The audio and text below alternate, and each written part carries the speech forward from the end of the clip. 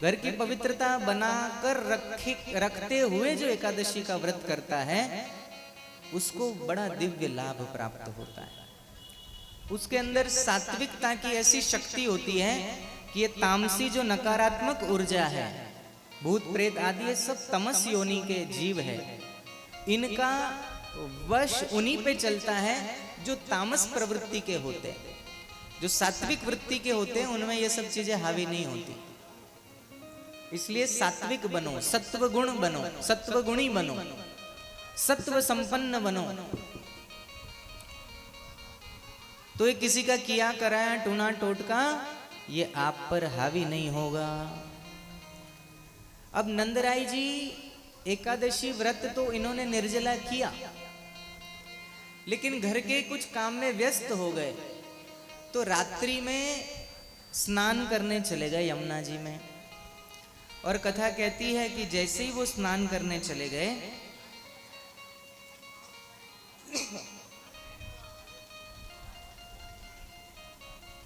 वरुण देव ने नंद बाबा को उठा लिया और अपने लोक ले गए।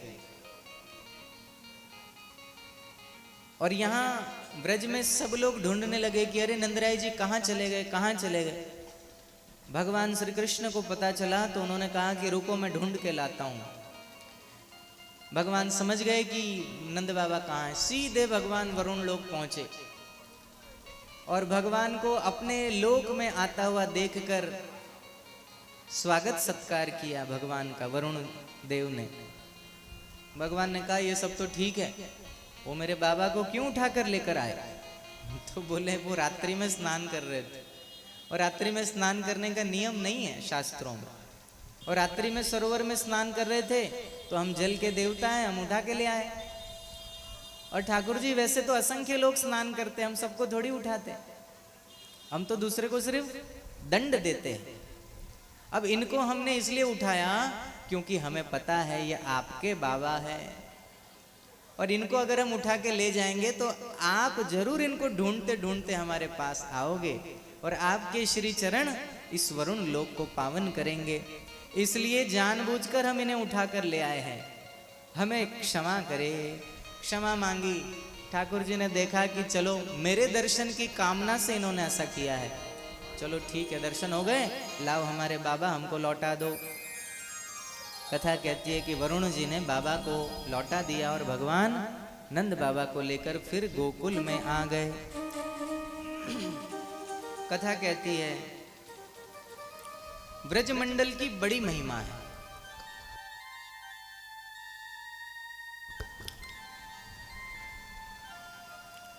धामों में अगर कोई परम धाम है तो वो श्री वृंदावन धाम है, जहां साक्षात भगवान की आह्लादिनी शक्ति श्री किशोरी जी वहां निवास करती है।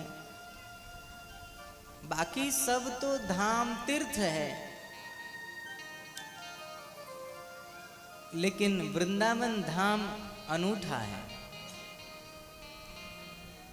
वृंदावन धाम अपार, रटे जा राधे राधे, रटे जा राधे राधे, भजे जा राधे राधे, रटे जा राधे राधे, भजे जा राधे राधे। वृंदावन धाम अपार, रटे जा राधे राधे, वृंदावन धाम अपार, भजे जा राधे राधे।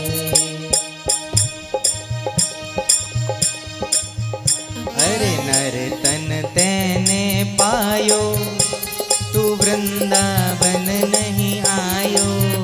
अरे नर तन तैने पायो, तू वृंदावन नहीं आयो। तेरे जीवन को धिक्कार धिक्कार, जपे जा राधे राधे। तेरे जीवन को धिक्कार धिक्कार,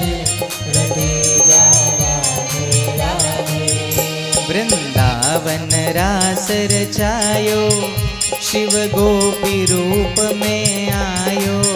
वृंदावन रास रचायो, श्री गोपी रूप में आयो। वंशी वट कियो विहार, विहार जपे जा राधे राधे। वंशी वट कियो विहार, विहार जपे जा राधे राधे, भजे जा राधे राधे, भजे जा राधे राधे। जपे जा राधे राधे। तो वृंदावन धाम की बड़ी महिमा है। तुलसीदास जी को जब ये बताया कि वृंदावन धाम और वैकुंठ, इन दोनों में सबसे भारी कौन है, तो तुलसीदास जी कह रहे हैं, वृंदावन वैकुंठ को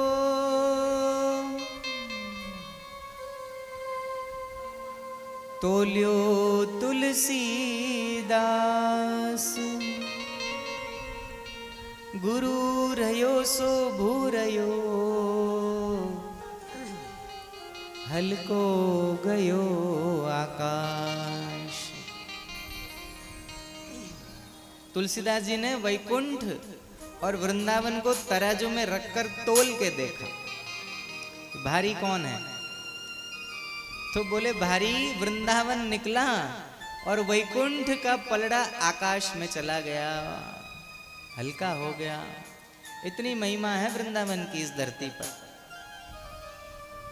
वैकुंठ में तो भगवान श्री हरि रहते ही है, और वैकुंठ में उनके दास दासी भी रहते हैं, लेकिन वैकुंठ में भगवान और दास दासियों में फर्क नहीं कर पाओगे, क्योंकि वैकुंठ में जो भी चला जाता है वो भगवान का ही रूप धारण कर लेता है। मानो आप सबके भी पुण्य इतने बढ़ जाए और आपको वैकुंठ की प्राप्ति हो, सायुज्य मुक्ति प्राप्त हो। सायुज्य माने भगवान के साथ रहने वाली मुक्ति। तो आप जब भगवान के वैकुंठ में चले जाओगे तो आपके भी 4-4 हाथ हो जाएंगे। आपका मुखमंडल भी भगवान के मुखमंडल जैसा हो जाएगा। जैसे भगवान वस्त्र पहनते वैसे आपको भी पहनने पड़ेंगे। तो सब वहां जहां नजर घुमाओ वहां भगवान ही भगवान दिखेंगे। लेकिन वो भगवान जब वृंदावन आते हैं, आहा, वो भगवान फिर बालक रूप में भी रहते हैं, आपके साथ खेलते भी हैं, आपको छेड़ते भी हैं, आपको परेशान भी करते हैं। भगवान हर प्रकार की लीला वृंदावन में करते हैं। वो जो ब्रह्म है, जो वैकुंठ में एक रस है, एक जैसा है, वो ब्रह्म जब वृंदावन में आ जाता है तो रसीला हो जाता है, मीठा हो जाता है, प्यारा हो जाता है। फिर ऐसा ब्रह्म जब यशोदा जी की गोद में खेलता है, और जब कुछ किशोरा अवस्था में अभी बस प्रवेश करने वाले होते, भगवान बड़े हो जाते हैं, तो मैया देखती है कि जैसे दूसरों के बेटे शादी करने के बाद बदल जाते हैं, ऐसे कहीं ये तो नहीं बदल जाएगा।